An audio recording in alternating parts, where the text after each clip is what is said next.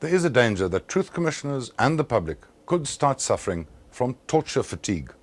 At every sitting of the commission so far, people who had been tortured came to tell their stories.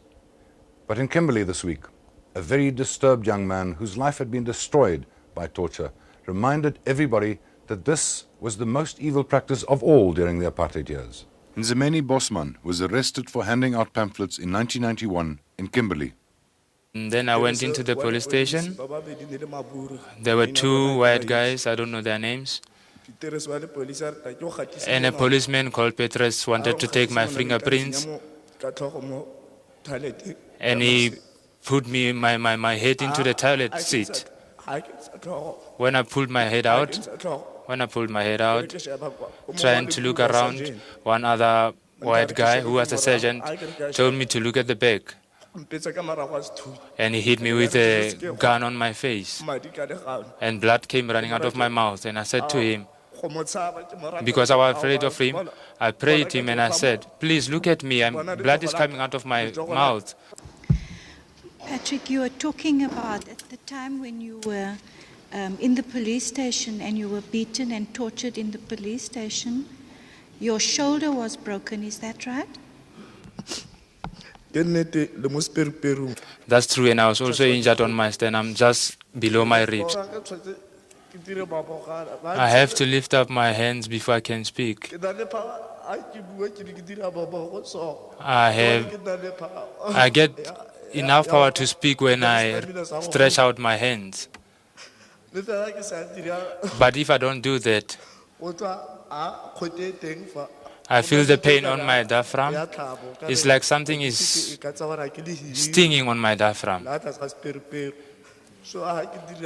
So when I lift my hands, I have the power or the stamina to talk for a longer period. Talking now is quite difficult for you, Patrick?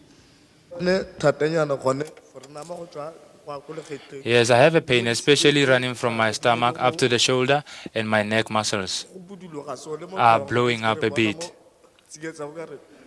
My neck muscles are blowing up a bit. Tabo Morosi was detained in 1986 in the old Bophuthatswana. I was taken to Mafikeng police station, where I was forced to remain naked in a cell, and then I was tortured brutally. And then I was hit with a butt of a gun on my head, and all these horrible things were done to me. So they wanted military information from me, beating me every day. Then would come another group saying that they were from the security police, beating me. And then I was naked, pulling me with my private parts, hitting me on the head, and even I've got a spine problem where I am. Now, when you say they were pulling you by your private parts, what do you mean? How did they do that? They pulled me through with the private parts because I was naked.